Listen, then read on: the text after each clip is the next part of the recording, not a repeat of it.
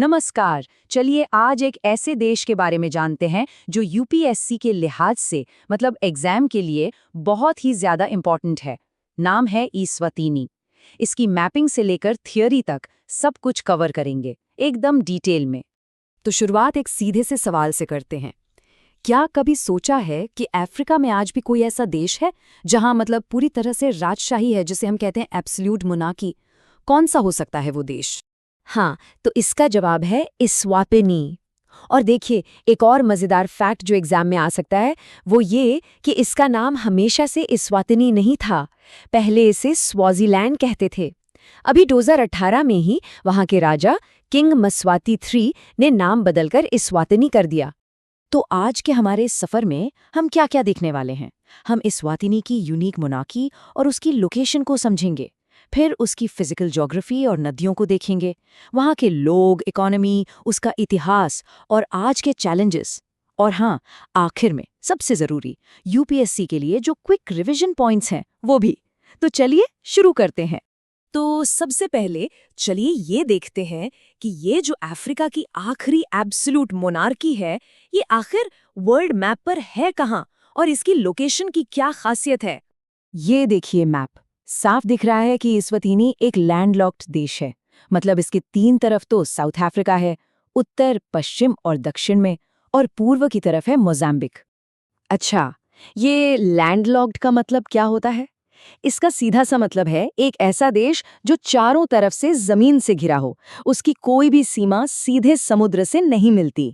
और ये कॉन्सेप्ट, ये तो यूपीएससी मैपिंग के सवालों के लिए समझ लीजिए बहुत ही जरूरी है। अब सवाल उठता है कि ये देश कितना बड़ा है? तो देखिए, ये काफी छोटा सा देश है। अगर आप उत्तर से दक्षिण की तरफ जाएं तो इसकी लंबाई करीब करीब सिर्फ 175 किलोमीटर है। ठीक है, तो हमने इसकी बाउंड्रीज तो देख ली। अब चलिए देश के थोड़ा अंदर चलते हैं और इसकी फिजिकल ज्योग्राफी मतलब यहाँ के पहाड़, मैदान और नदियों को समझते हैं।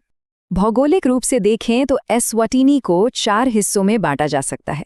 याद रखने के लिए पश्चिम से पूरब की तरफ चलते हैं।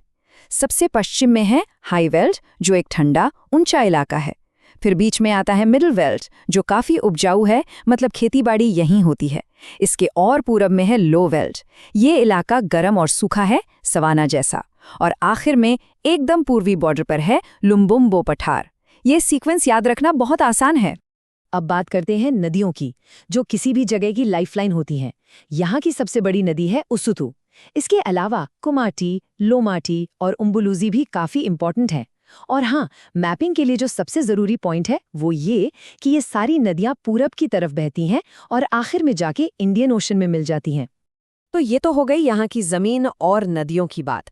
अब जरा आगे बढ़ते हैं और देखते हैं कि इस देश का प्रोफाइल कैसा है, मतलब यहाँ की राजधानियाँ, लोग और इकोनॉमी कैसी है। और अब आता है एक क्लासिक यूपीएससी ट्रैप। ध्यान से सुनिएगा। इस्वातिनी की एक नहीं बल्कि 2 राजधानियां हैं। जो एडमिनिस्ट्रेटिव कैपिटल है वो है माबाने, और जो लेजिस्लेटिव कैपिटल है, मतलब जहां संसद वगैरह है, वो है लोबाम्बा। ये फर्क जरूर याद रखना है।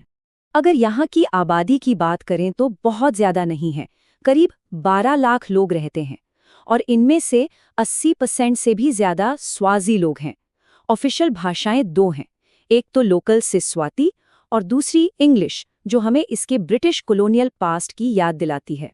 इकोनॉमी की बात करें तो यहाँ का जो सर्विस सेक्टर है वो सबसे बड़ा है। देश की जीडीपी में करीब करीब 50% हिस्सा इसी का है।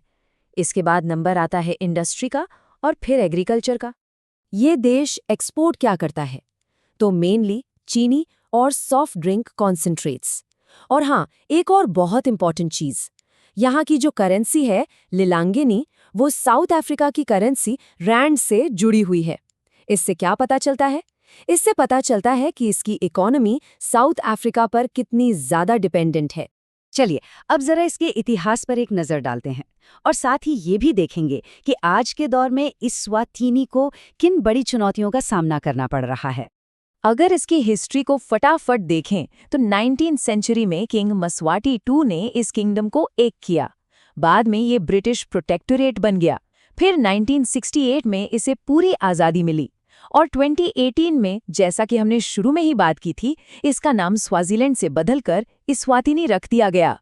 इतिहास और संस्कृति तो ठीक है, लेकिन आज इस्वातिनी कुछ बहुत ही सीरियस इश्यूज फेस कर रहा है। जैसे यहाँ HIV प्रिवेलेंस रेट दुनिया में सबसे ऊंचे रेट्स में से एक है। इसके अलावा गरीबी और बेरोजगारी भी बहुत बड़ी समस्याएं हैं। तो अब आते हैं सबसे ज़रूरी हिस्से पर, वो सारे पॉइंट्स जो UPSC प्रीलिम्स के लिए एकदम रेडी होने चाहिए। चलिए एक क्विक रिवीजन करते हैं। देखिए, मैपिंग में एक कॉमन कन्फ्यूजन होता है, उसे क्लियर कर लेते हैं। याद रखिएगा, जो देश साउथ अफ्रीका और मोजाम्बिक के बीच में उनके बॉर्डर पर है, वो है एस्वातिनी। और जो देश साउथ अफ्रीका के अंदर ही बसा हुआ है, पूरी तरह से उससे घिरा हुआ, वो लेसोथो है। इस गलती से बचना है। तो आखिर में ये 5 पॉइंट की एग्जाम चेकलिस्ट दिमाग में बैठा लीजिए। नंबर 1, लैंडलॉक्ड देश है। 2, अफ्रीका की आखिरी एब्सोल्यूट मोनार्की। 3, 2018 में नाम बदला। 4, 2 कैपिटल्स हैं। और 5, 4 फिजिकल डिविजन्स हैं।